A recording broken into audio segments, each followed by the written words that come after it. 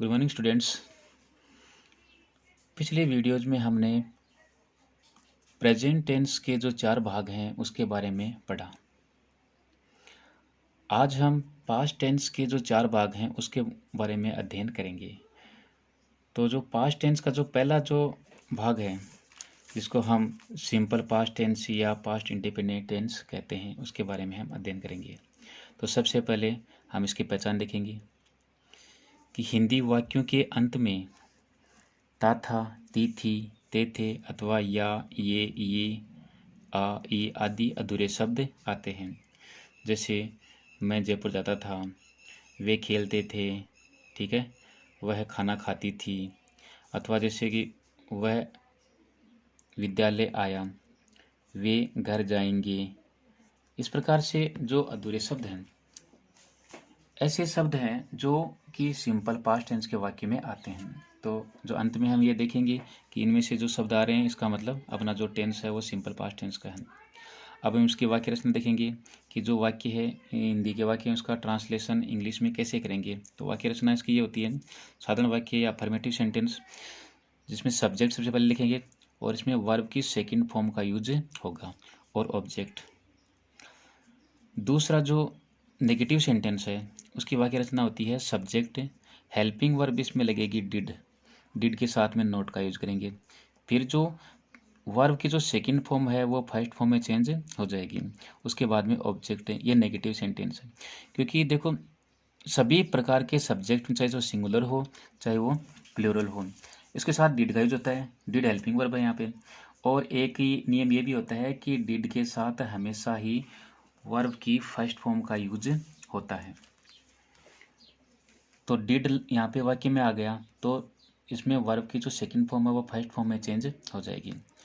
ये negative sentence बनेगा। इससे इंटरोगेटिव सेंटेंस या प्रश्नवाचक वाक्य उसमें क्या कि सबसे पहले हेल्पिंग वर्ब लिखेंगे डिड, पहला अक्षर कैपिटल लिखेंगे, फिर सब्जेक्ट, फिर वर्ब की first form object question mark और डिड सब्जेक्ट नोट लगा देंगे 3 नंबर पे, फिर वर्ब की फर्स्ट फॉर्म और ऑब्जेक्ट क्वेश्चन मार्क। ये इंटरोगेटिव नेगेटिव सेंटेंस बन जाएगा। ठीक है, अब चलिए इसके उदाहरण देखते हैं। सबसे पहले जैसे ये उदाहरण देख लिया हमने कि उसने एक पत्र लिखा था। ठीक है, अब यहाँ पे उसने एक पत्र लिखा था। अब हमें पता नहीं कि सब्जेक्ट क्या है। ये सब्जेक्ट स्त्रीलिंग में है या पुल्लिंग में है। तो चूंकि इसको हम उसने एक पत्र लिखा था और अगर यहाँ पे स्त्रीलिंग है तो भी उसके लिए भी उसने एक पत्र लिखा था होता। तो हम यहाँ पे ही भी लिख सकते हैं सी भी लिख सकते हैं, दोनों सही है। ठीक है, तो सब्जेक्ट अपना ही लिख लेते हैं यहाँ पे। और फिर वर्ब की सेकंड फॉर्म क्योंकि कार्य है लिखना तो लिखना की इंग्लिश होती है राइट फर्स्ट फॉर्म और सेकंड फॉर्म होती है रोट WROTE। वर्ब की सेकंड फॉर्म का यूज करेंगे हम यहाँ पे। ठीक है, वर्ब की सेकंड फॉर्म का यूज करेंगे। तो WROTE ये वर्ब हो गई मैन वर्ब। और क्या लिखा था एक पत्र, ये अपना ऑब्जेक्ट है तो ए लेटर एक पत्र। तो ये अपना साधारण वाक्य बन गया ही रोट ए लेटर, उसने एक पत्र लिखा था या वह एक पत्र लिखता था। इसकी इंग्लिश यही बनेगी। दूसरा जो नेगेटिव सेंटेंस बनाएंगे तो नेगेटिव सेंटेंस आप जानते हो कि हेल्पिंग वर्ब के बाद में नोट का यूज करेंगे हम। सब्जेक्ट के सबसे पहले सब्जेक्ट ही, उसके बाद में डिड हेल्पिंग वर्ब नोट का यूज कर दिया। फिर मेन वर्ब की जो फर्स्ट फॉर्म में चेंज हो जाएगी। अभी बताया था कि जो डिड जो आ गया अपने वाक्य में तो जो वर्ब की सेकंड फॉर्म है वो फर्स्ट फॉर्म में चेंज हो जाती है। और फिर ऑब्जेक्ट ए लेटर, वाक्य बन गया he did not write a letter. ये अपना नेगेटिव सेंटेंस बन गया। तीसरा जो प्रश्नवाचक वाक्य इंटरोगेटिव सेंटेंस उसमें हेल्पिंग वर्ब पहले लिख लिया डी कैपिटल डिड, फिर सब्जेक्ट है क्योंकि यहाँ पे ही एच कैपिटल है लेकिन ये चूंकि वाक्य के बीच में आ गया तो ये एच स्मॉल हो जाएगा। तो did he write a letter question mark प्रश्नवाचक वाक्य। और फिर प्रश्नवाचक नकारात्मक वाक्य में नोट का यूज करेंगे 3 नंबर पे did he not write a letter और क्वेश्चन मार्क। इस प्रकार से ये इसके 4 वाक्य हो गए। दूसरा उदाहरण देखते हैं कि मैंने कल तुम्हें एक पेन दिया था।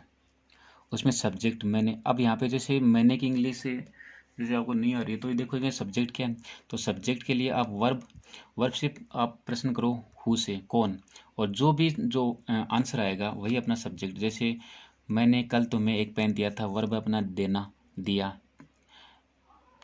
पेन दिया, किसने दिया या कौन है पेन देने वाला। तो मैं, आंसर आएगा अपना मैं। तो मैं की इंग्लिश क्या होगी? आई। तो यहाँ पे मैंने या मैं, तो यहाँ पे इसकी इंग्लिश होगी आई।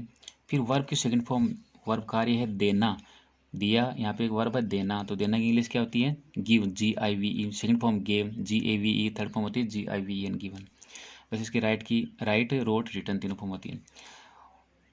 गेव सेकंड फॉर्म, किसे दिया था? तुम्हें। यहाँ पे ये डबल ऑब्जेक्ट है कि जो मेन वर्ब के बाद में ये ऑब्जेक्ट तुम्हें यानी यू मीन्स तुम भी होता है, और यू मीन्स तुम्हें भी होता है। अगर ये सब्जेक्ट के स्थान पे आता है तो इसका मतलब होता है तुम, और ऑब्जेक्ट के स्थान पे आता है तो इसका मतलब होता है तुम्हें। तो आई गेव यू, क्या दिया था? ऑब्जेक्ट क्या अपना दूसरा? ए पेन। कब दिया था? कल। कल की इंग्लिश होती है YESTERD, और यस्टरडे का मतलब होता है बीता हुआ कल। तो अपना वाक्य बन गया I gave you a pen yesterday, मैंने तुम्हें कल एक पेन दिया था। ये साधारण वाक्य बन गया। ठीक है। नेगेटिव सेंटेंस में नोट का यूज करेंगे 3 नंबर पे। I did not give you a pen yesterday. वही जो सेकंड फॉर्म है फर्स्ट फॉर्म में चेंज हो गई, क्योंकि यहाँ पे डिड का यूज कर लिया हमने। तीसरे वाक्य में हेल्पिंग वर्ब पहले लिखेंगे, did I give you a pen yesterday, question mark. ठीक है। और चौथा वाक्य, did I not give you a pen yesterday, और क्वेश्चन मार्क। इसका जैसे हिंदी में जो अर्थ हो जाएगा, मैंने कल तुम्हें एक पेन दिया था, मैंने कल तुम्हें एक पेन नहीं दिया था, नेगेटिव सेंटेंस। क्या मैंने कल तुम्हें एक पेन दिया था, प्रश्नवाचक वाक्य। और क्या मैंने कल तुम्हें एक पेन नहीं दिया था, प्रश्नवाचक नकारात्मक वाक्य। इस प्रकार से ये 4 वाक्य बन गए। एक उदाहरण और देख लेते हैं। जैसे तीसरा उदाहरण है, राम ने रावण को मारा, या राम ने रावण को मारा था। ठीक है। सब्जेक्ट है अपना राम, वर्ब कार्य हो रहा है मारना, मारना की इंग्लिश होती है KILL, किल। इसकी सेकंड फॉर्म का यूज करेंगे हम, तो सेकंड फॉर्म होती है किल्ड। थर्ड, जिसमें लास्ट में ED लगता है ना किसी भी फॉर्म में, तो उसकी सेकंड और थर्ड फॉर्म एक ही होती है, उसमें दोनों में ED लगेगा। किल, किल्ड, किल्ड। तो राम वर्ब किल्ड, और ऑब्जेक्ट है किसको मारा? रावण। यहाँ पे देखो ये सब्जेक्ट कार्य करने वाला, और कार्य हो रहा है मारना, किल, और फिर ऑब्जेक्ट अपना है रावण को। राम किल्ड रावण, राम ने रावण को मारा। साधारण वाक्य बन गया। नेगेटिव सेंटेंस में नोट का यूज करेंगे डिड के साथ में। तो राम डिड नोट किल रावण, वो जो ED हट गया, सेकंड फॉर्म है वो फर्स्ट फॉर्म में चेंज हो गई KILL, रावण। ये नेगेटिव सेंटेंस बन गया। प्रश्नवाचक वाक्य में हेल्पिंग वर्ब पहले लिखेंगे, डी कैपिटल आ जाएगा, डिड राम, ऑब्जेक्ट ये सब्जेक्ट पहले लिखेंगे, उसके बाद में वर्ब KILL किल, फिर ऑब्जेक्ट अपना है Ravan, question mark. Did Ram kill Ravan, question mark. क्या राम ने रावण को नहीं मारा, क्या राम ने रावण को मारा या मारा था। और फिर प्रश्नवाचक नकारात्मक वाक्य में, डिड राम नोट किल रावण, क्या राम ने रावण को नहीं मारा था। ये बन गया प्रश्नवाचक नकारात्मक वाक्य। इस प्रकार से आज हमने जो पास्ट टेंस का जो पहला जो प्रकार है, सिंपल पास्ट टेंस या पास्ट इंडेफिनिट टेंस, उसके बारे में आज हमने पढ़ा।